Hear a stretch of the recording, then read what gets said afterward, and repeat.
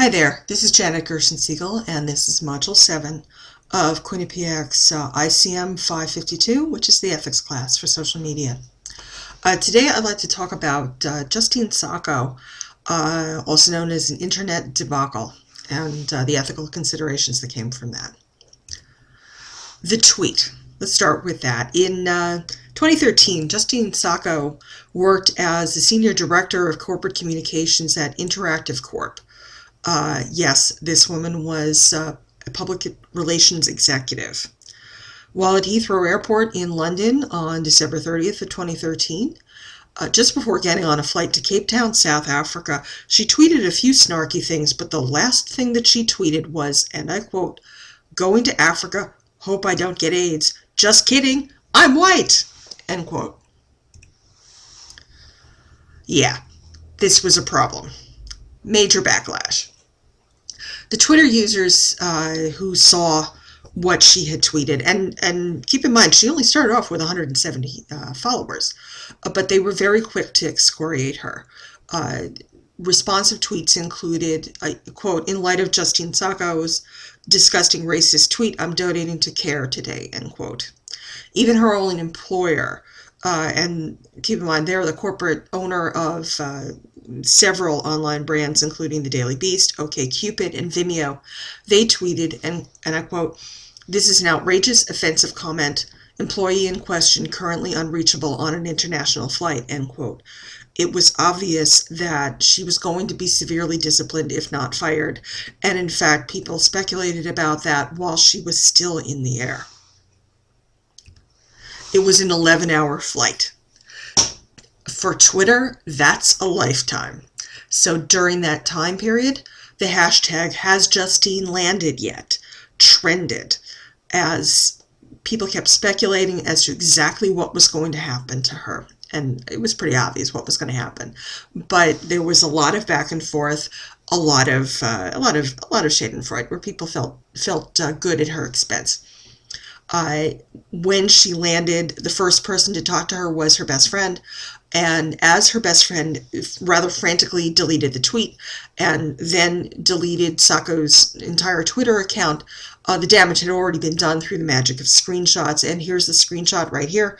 And this is, it's March 3rd of 2015. So this tweet lives on, was it 15 months later? The ethical firestorm surrounded not only the fact that this tweet was a rather barefaced racist statement, but is also a somewhat carefree expression of privilege. It was the statement of somebody completely isolated, not only just from suffering and death, but also isolated from poverty. The tweet was made while she was jet-setting off to Cape Town in order to see family, and that threw the whole thing into even sharper relief.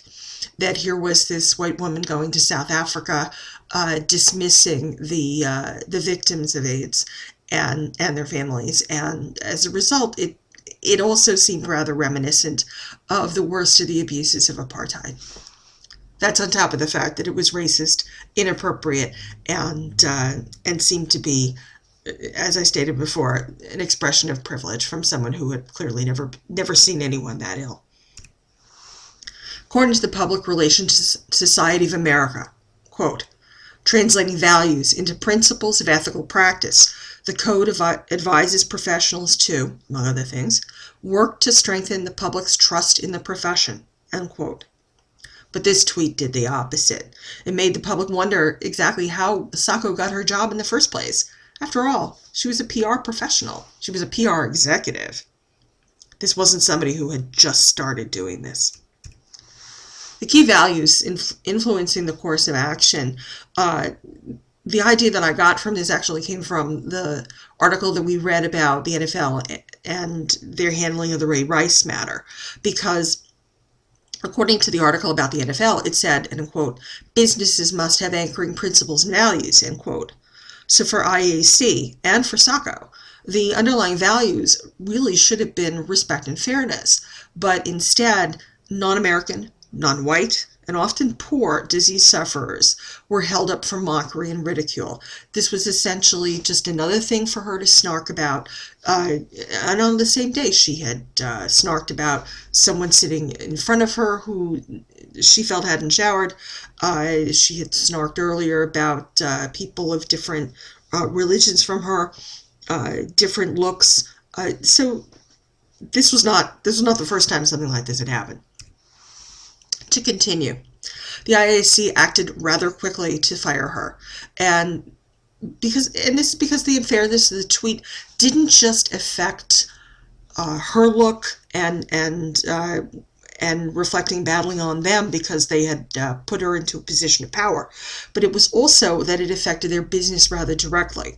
They own a number of brands, including online Match.com, The Daily Beast, all these other high-profile sites. And so none of these sites would have wanted to be tarred with the same unfair and disrespectful associations. Now, who's affected? It's not just the brands which are affected by this bad tweet, and it's not just IAC. It goes down even further. It trickles down even more. Because if you're on Match.com and you're looking for dates, and the person who is who has a position of authority in the company that the umbrella company that owns Match.com, if that person is racist and you are a person of color who is looking for love on Match.com, you might be saying to yourself, I don't want to give them my money. So with so many people affected, there really was only one possible decision that IAC could have made. The ethical considerations here, I feel, are that under the categorical imperative, duty has to be observed at all times.